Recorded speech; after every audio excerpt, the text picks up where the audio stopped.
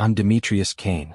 I'm 37 and I work as a financial analyst at Meridian Capital Management, a mid-size investment firm right in downtown Seattle.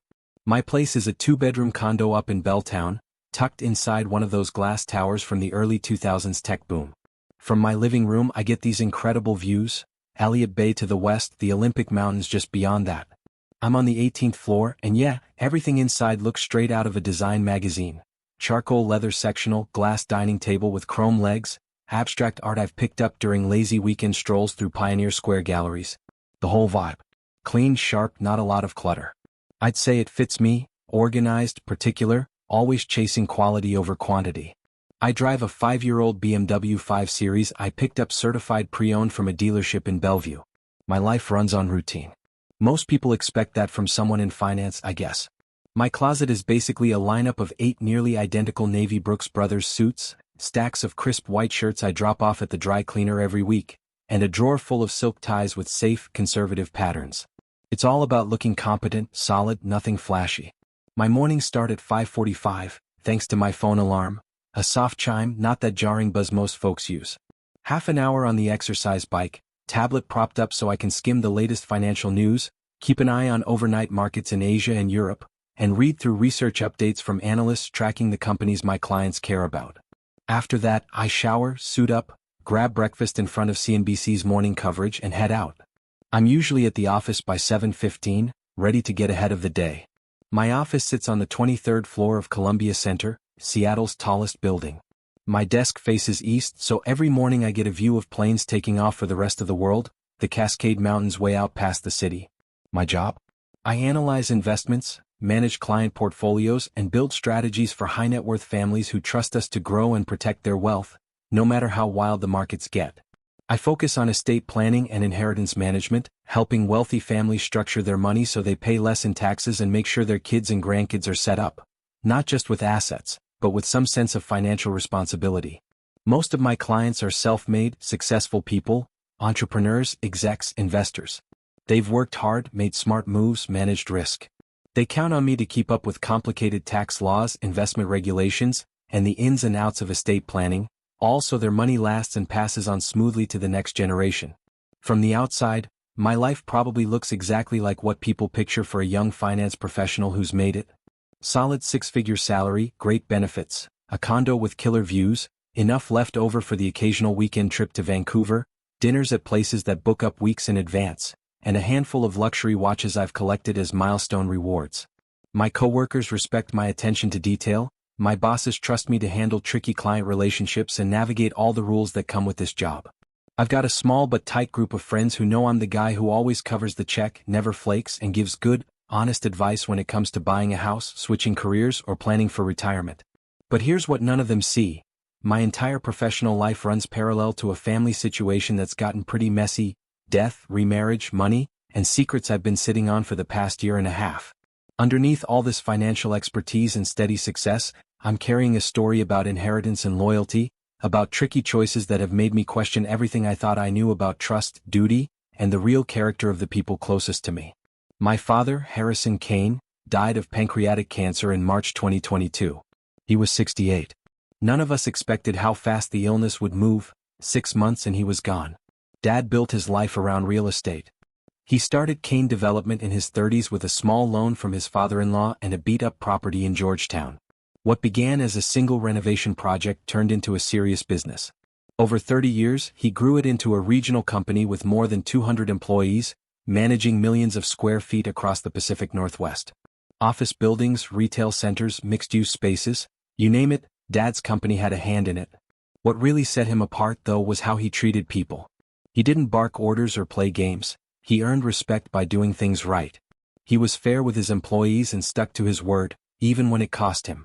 His reputation, the company's reputation, rested on long-term thinking and real care for the communities where they built. To him, real estate wasn't just about making money. He said it all the time when we talked about work and life. It's about shaping spaces where people live and work, places that give people jobs and make neighborhoods better. Every office building meant hundreds of jobs. Every retail center served families. Every mixed-use project, in his eyes, gave a boost to the whole region. He always hoped I'd join Kane Development after college and eventually take over. He offered me jobs more than once, good jobs with starting salaries and advancement tracks most people would jump at. In 2010, he offered me an entry-level position with a $75,000 base salary, health insurance, and a clear path to senior management, maybe even an executive role in 5 years. But I chose finance. Partly because I liked investment management and crunching numbers, but really I wanted to build something on my own. I didn't want to be Harrison Kane's son, the guy who got handed a job because of his last name. Dad understood.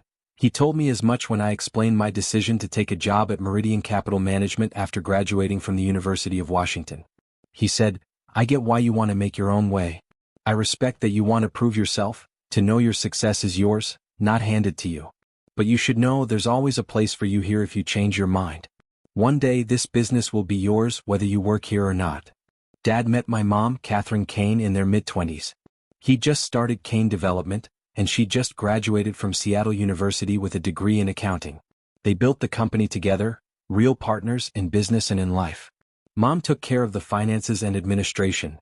Dad focused on projects, clients, and construction. She was a genius with numbers and had a knack for real estate financing, tax strategy, and investment planning. Her strengths were the perfect match for his. They never took on reckless debt or chased risky deals, just steady, smart growth.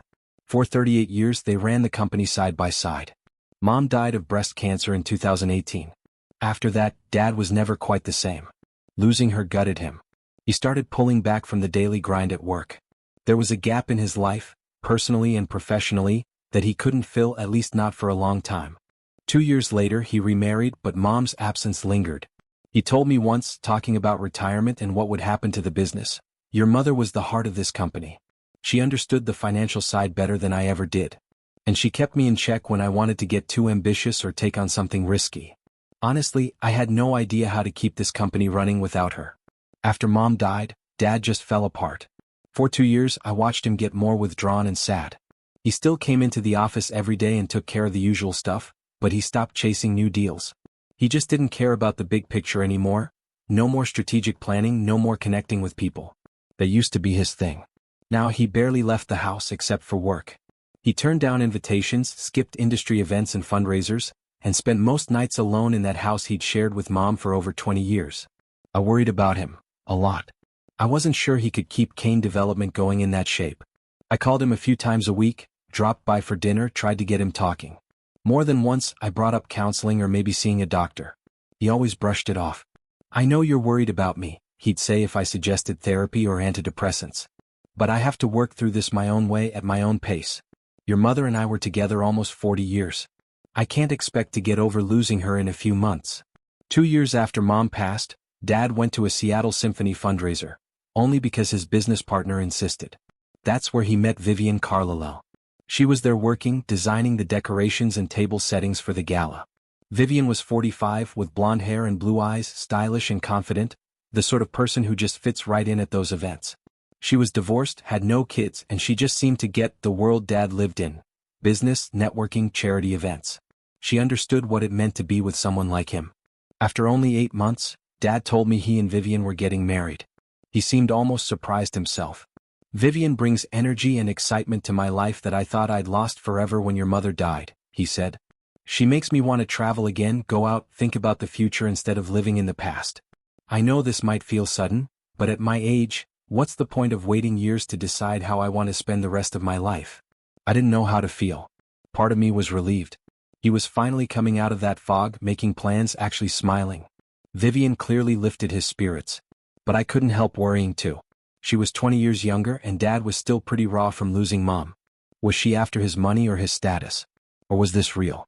Dad knew what I was thinking before I even said it. "You're wondering whether she loves me for who I am or for what I can give her," he said when I brought up my concerns about how fast things were moving. I had the same doubts when I started caring about her. But with everything I've gone through, my health, losing your mother, I'm lucky anyone wants to build a life with me at all. Vivian makes me happy in ways I never expected to feel again. They got married that September, just a small ceremony at the Fairmont Olympic Hotel downtown. Only close family and a few friends. It was elegant but low-key, just like Dad wanted. And honestly, it suited them both. I stood by my dad as his best man, trying my best to be friendly with Vivian. I still had this uneasy feeling about her. Something about her intentions didn't sit right with me, and I wasn't sure she really got my dad or shared his values. Still, I put on a good face. The reception took place in the hotel's Georgian room. Dinner, dancing, about 40 guests. These were the people closest to my dad, both from his personal life and work. Vivian wore this stunning ivory dress, custom-made by a designer in Ella.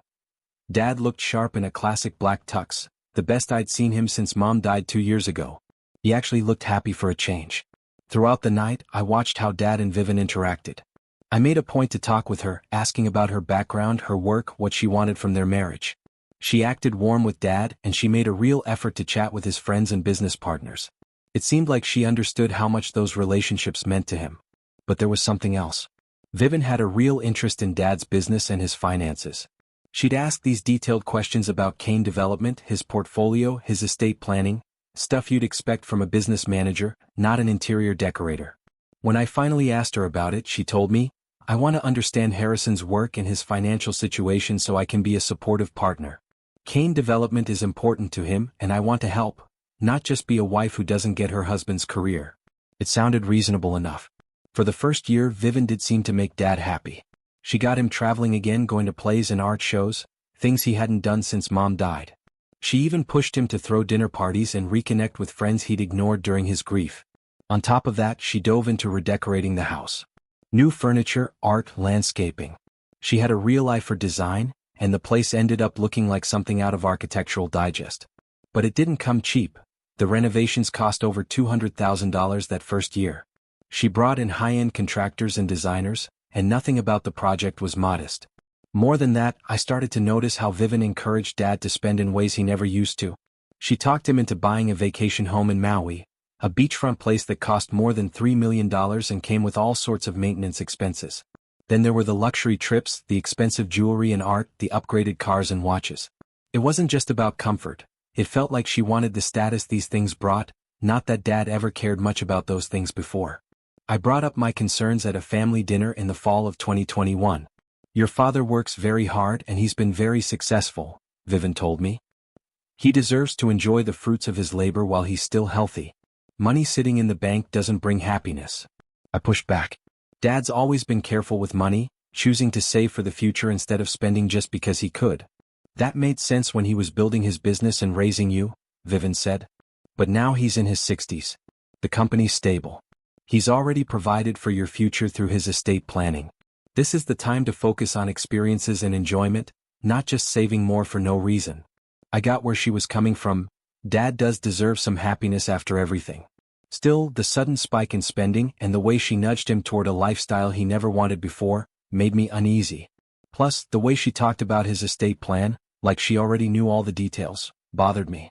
It felt like she had more insight into Dad's finances and inheritance plans than I was comfortable with. Dad found out he had pancreatic cancer in December 2021. It started with a routine checkup. Some protein levels looked off and that led to more tests. The news hit hard. Pancreatic cancer is brutal. Survival rates are nowhere near what you see with other cancers, especially because it usually hides out until it's too late. Dr. Robert Chun, Dad's oncologist at Swedish Medical Center, told us straight, "Pancreatic cancer gets called the silent killer for a reason. You barely notice anything's wrong until it's already spread." That's exactly what happened with Dad. By the time they caught it, the cancer had moved into nearby organs and lymph nodes. Surgery wasn't an option anymore. Treatment would focus on slowing things down, not curing him. We decided to fight it anyway, chemo, radiation, whatever Dr. Chun recommended. At that first meeting, Dr. Chun laid out our options and didn't sugarcoat anything. He told Dad, "This is serious. Use this time to get your personal and business affairs in order." That stuck with all of us. Dad handled the diagnosis the way he handled everything, methodically, almost like a business challenge. He called up his attorney, Margaret Williamson, his accountant, Patricia Rodriguez, and his financial advisor, James Morrison. They got to work on his will, sorted out insurance, and organized his business and personal assets. He wanted everything buttoned up so his family and business partners wouldn't face chaos after he was gone. "I don't want my death to create financial or legal problems for you or for the employees and clients who depend on Kane development," he told me one night as we sat together, paperwork spread out on the table. He started spending more time with me too, walking me through the ins and outs of Kane development, introducing me to key clients and explaining strategic decisions. Those talks became some of the most meaningful moments we ever shared.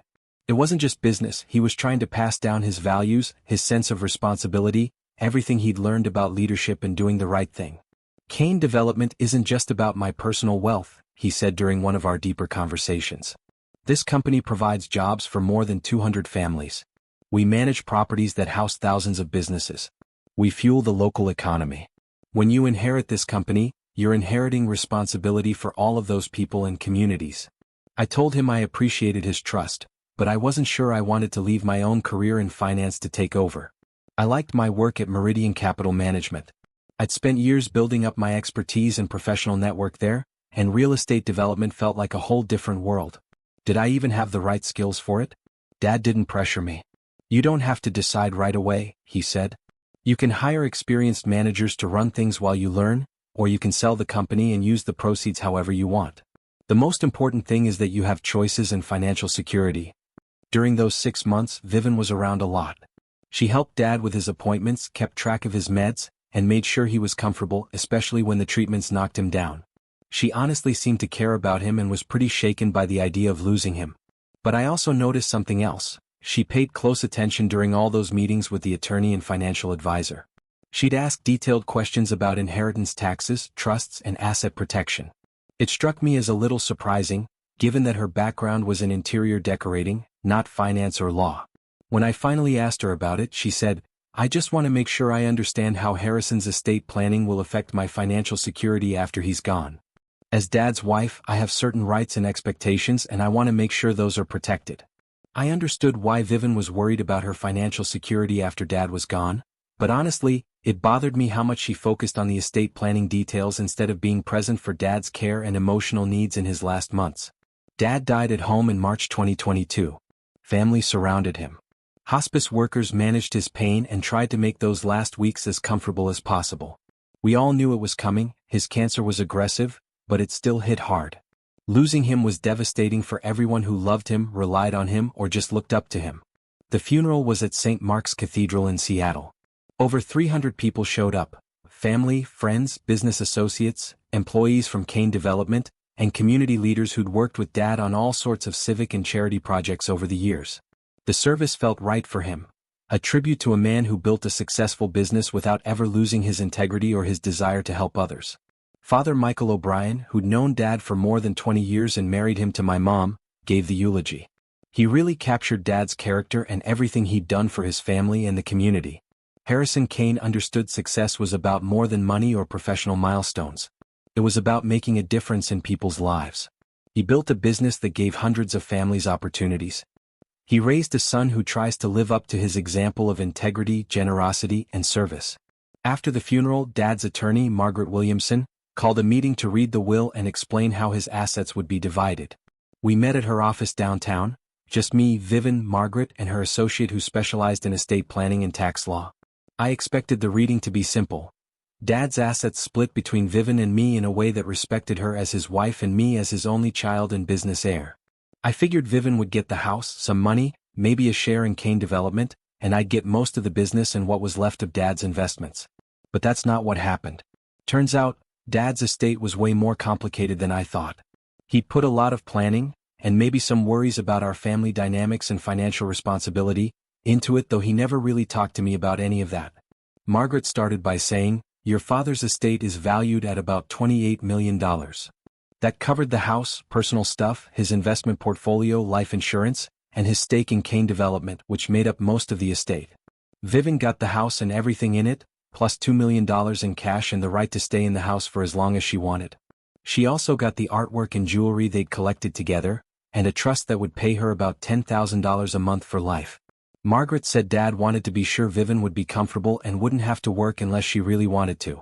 The rest of the estate, Kane Development and most of Dad's investments, went to me. But I didn't get everything right away. Dad set up a complicated trust so I'd get access to these assets slowly over several years with full control only when I turned 40. Margaret explained that Dad worried dumping all that money and responsibility on me at once might be too much or could even get in the way of my own career. He wanted me to have time to grow and get experience before taking over everything. So, until I turn 40 in 3 years, I get income from the investments and can use the trust for big things like buying a home or paying for education, but I don't have total control yet. For the time being, the trust would stay in the hands of a committee: Margaret, Dad's financial advisor James Morrison, and Patricia Chun, who ran Kane Development. But then Margaret dropped a bombshell. There was still one part of Dad's estate planning she hadn't mentioned, and it would flip everything I thought I understood about Vivian and Dad's feelings about money and loyalty. Margaret cleared her throat and said, "Your father kept a separate investment account outside the main estate. There's about $20 million in stocks, bonds, and other securities. He built it up over the past decade from investments and business profits. Money he didn't put back into Kane Development." She told me Dad had set up this account as a private inheritance just for me. Vivian wasn't supposed to know about it unless I decided to tell her. And unlike the rest of the estate, this money would come to me right away. No waiting, no trust, no restrictions. "He wanted you to have complete financial independence and flexibility," Margaret said as she handed over a folder packed with documents. "He wanted you to be free to make your own choices about your career, your life. No pressure to take over Kane Development if that's not what you wanted." I sat there in Margaret's office, clutching those papers. Suddenly I was holding more money than I'd ever imagined. $20 million. Enough to walk away from work, to travel the world, to launch a business, or just to do nothing at all. Anything I wanted. But that secrecy? It stung a little. Dad's choice to keep this from Vivian meant he doubted her, at least on some level. Maybe he didn't trust her as much as he let on. If he believed her love was real and unconditional, he wouldn't have hidden something so huge. The secret inheritance made it clear he worried Vivian cared more about his money than about him, and he wanted to make sure I'd be safe, no matter what she tried to claim after he was gone. I turned to Margaret. "Why did Dad do this? Why keep it from Vivian?" She shook her head. "He never explained it straight out. He just wanted to make sure his main heir was protected from any mess that might come up after his death. He wanted you to have something truly independent." I left her office with my head spinning. What was I supposed to feel? Grateful for sure. Dad's gift gave me choices most people never get. He trusted me to shape my own future. That meant a lot. But I couldn't shake the uneasy feeling. Was it right to hide so much from Vivian? If she deserved to know, keeping her in the dark felt wrong. If she didn't, then Dad's doubts about her ran deeper than he ever told me. I decided not to tell her, not yet.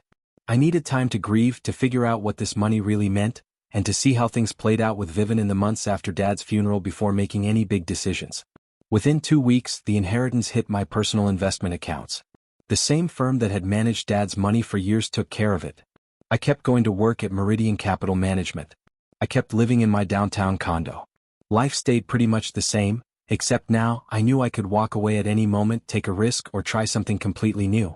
That freedom was always there, just beneath the surface.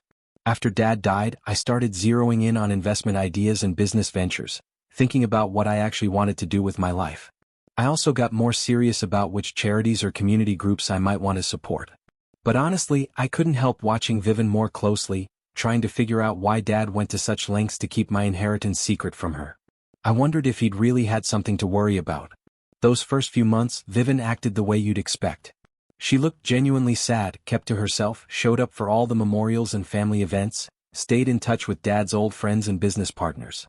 She was living in Dad's house, now hers technically, and seemed to be handling the whole widow thing about as well as anyone could. But then I noticed she was very interested in the financial side of things. Way more than I expected. She kept asking about the trust set up for my inheritance, wanted details on how we'd value Kane Development, and even dug into estate tax strategies like she'd spent years studying it. This wasn't just basic curiosity, she sounded like she'd done her homework. "I just want to make sure Harrison's estate is managed properly," she told me when I asked why she was so involved. "As his widow, it's my job to protect his legacy and make sure everything happens the way he wanted." If you've ever wondered whether someone in your life might have hidden reasons for caring about your family's money, you should probably pay attention to the warning signs I missed, and to the ways my dad tried to protect me. 6 months after Dad died, Vivian's lifestyle started to change. It was subtle at first, but then she began traveling all the time, luxury trips to Europe and Asia, the kind of thing you do for fun, not for healing. She also started dating again. I get it, she had every right, but Dad had only been gone for half a year, and they'd only been married for less than 2. I only found out because people kept running into her at restaurants or parties with different men and would mention it to me later. I tried to tell myself it was normal, everyone grieves in their own way. She deserved happiness. Dad would have wanted that for her. But it still bothered me, especially since she seemed way more invested in the money side of things than in any of Dad's old friends or in preserving his memory. By the 9-month mark, I got a call from Margaret Williamson. She said she needed to see me right away about Dad's estate. Something new had come up about Vivian's past. "We've discovered some things about Vivian that your father probably didn't know when he married her," Margaret said when I got to her office. "It might explain why he set up the estate the way he did." She handed me a thick folder packed with court records, police reports, old news stories, and other documents her firm had dug up. As I flipped through the papers, I felt sick. Margaret told me, Vivian Carroll isn't even her real name. Legally, she's Vivian Carroll Patterson, but she's also gone by Vivian Patterson, Vivian Carroll Patterson, and Victoria Carroll, depending on where she was living.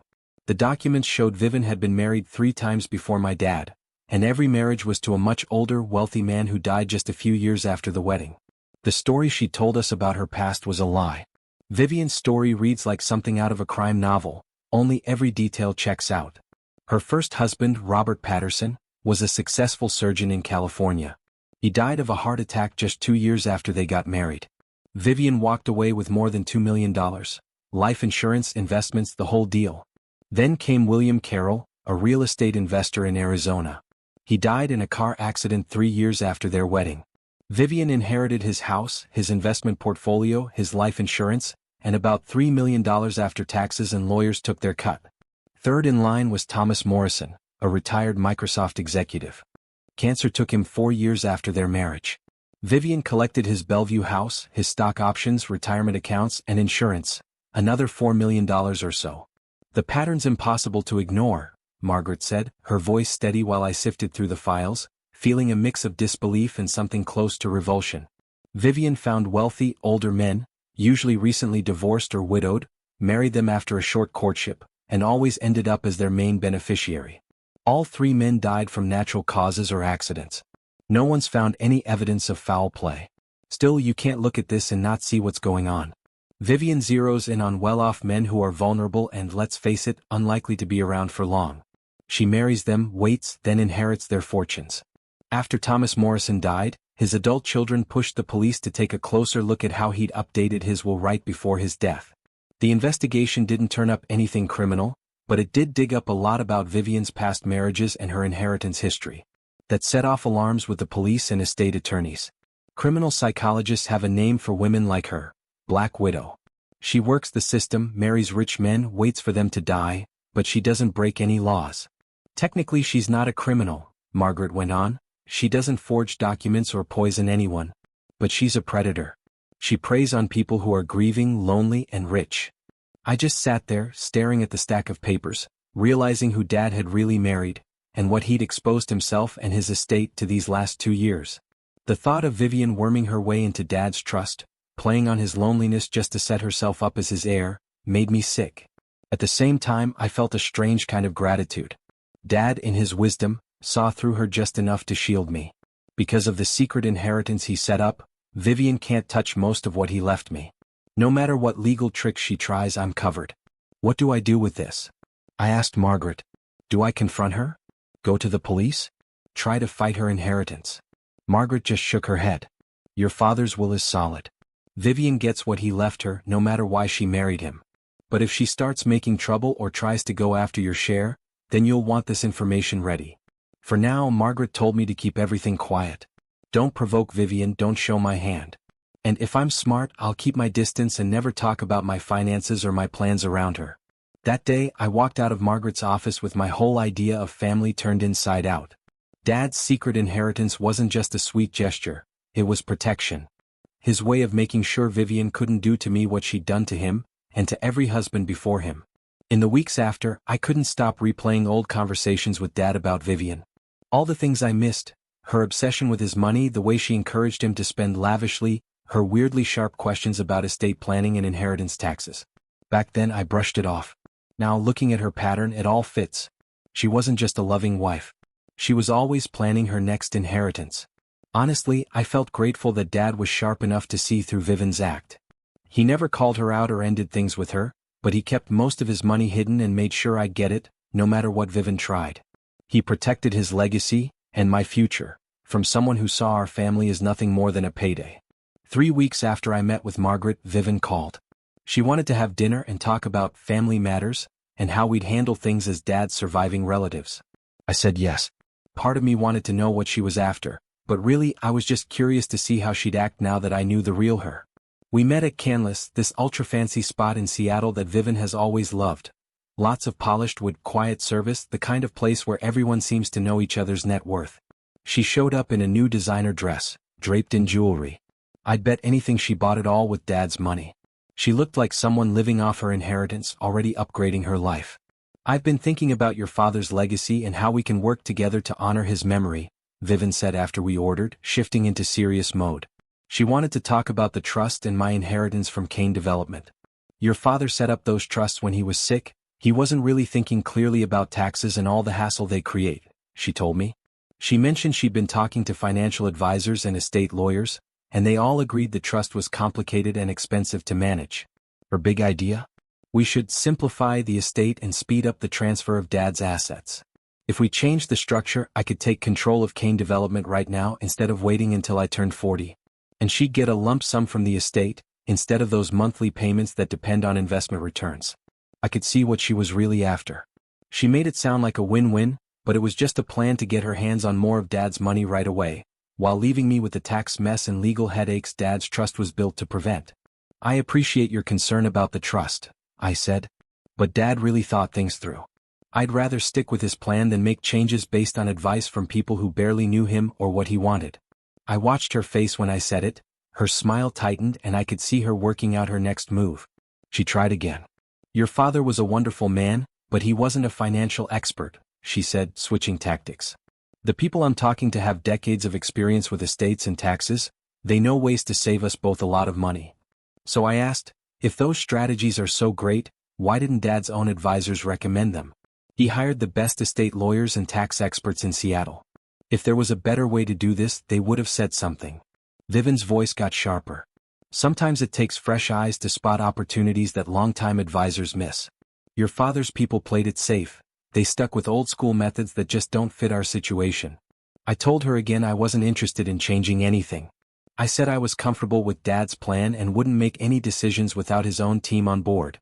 She didn't argue any more that night, but I could tell she wasn't done. And she wasn't. Over the next few months, Vivian kept trying. Every time, she had a new pitch or a different argument for why we should mess with Dad's estate.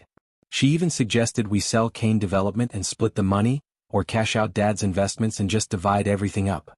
She wanted everything in cash, wanted the trust dissolved, and pushed for all the assets to go straight to the beneficiaries right away. That's when it hit me. She was cycling through every angle she could think of, hoping she'd land on a tactic that would get her more of Dad's money.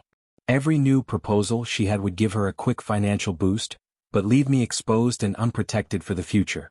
If you've ever found yourself wondering if someone in your family is nudging you to make money moves that work for them and leave you out in the cold, watch for the signs I saw with Vivian. 18 months after Dad died, Vivian made one last push. This time she went legal. She hired estate litigation attorneys and filed court papers, arguing Dad wasn't mentally competent when he set up the trusts, and claiming his advisors didn't really protect her rights as his surviving spouse. She tried to tear down everything Dad had planned for my inheritance. The whole legal challenge fell flat. Dad's planning was rock solid, meticulously documented, clearly executed, and there was solid proof he made these choices with a clear mind and nobody pulling his strings. But even though she lost, the lawsuit drained money and energy, and it confirmed what I'd suspected all along about Vivian's motives. During the trial, Margaret brought evidence about Vivian's past, her history with wealthy older men, her string of marriages, and her habit of launching legal battles after her husbands died.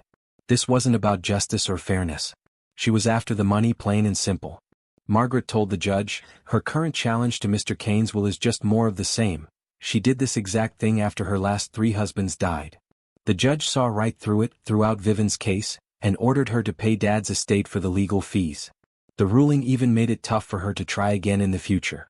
After losing in court, Vivian packed up and left Dad's house, moving to California.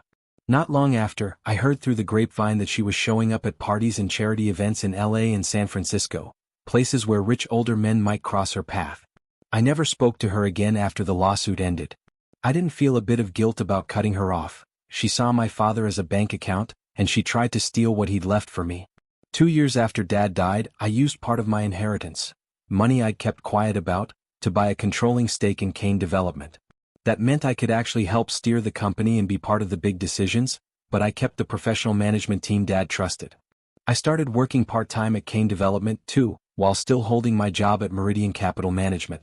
Little by little, I shifted toward real estate development just like Dad had always hoped I would.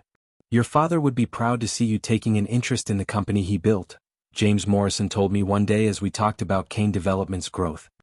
"He always knew you had the smarts and judgment to succeed in this business, even if you chose a different path than he did." I also began using my inheritance for things that mattered to Dad. I supported affordable housing, small business programs, and education efforts that opened doors for kids from low-income families.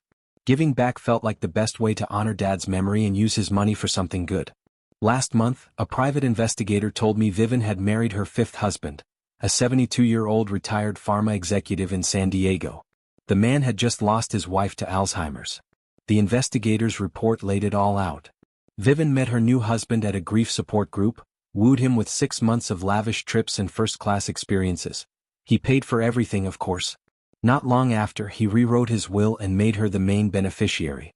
Then came the kicker, a diagnosis of early-stage prostate cancer, something that would likely cut his life short. Margaret had called this pattern in her research, and here it was happening again step by step. Honestly, I felt awful for the guy. He had no idea what he was stepping into. At the same time, I couldn't help but feel grateful for my dad. He saw Vivian for who she was, and he made sure I wouldn't become her next target. That secret inheritance, the one I wasn't sure I should keep quiet about, turned out to be the best gift Dad ever gave me. More than just the money, it was proof he loved me enough to look out for danger I didn't even see coming. Last week, I bought a house with some of that inheritance. It's a beautiful Craftsman in Madison Park, with a view of Lake Washington and enough space to start a family someday. That house means a fresh start. I know now who really loves me and who just sees a bank account. If you've ever gotten that weird feeling when someone in your family talks a little too much about money or inheritance, you get where I'm coming from. If you've ever wondered if someone's interest in your future is more about your assets than your happiness, you know why my father's secrecy mattered. Sometimes, the people who say they love us are really just looking for their next payday. And sometimes, the best thing you can do for someone you love is to protect them, even if it means keeping secrets from people you're supposed to trust.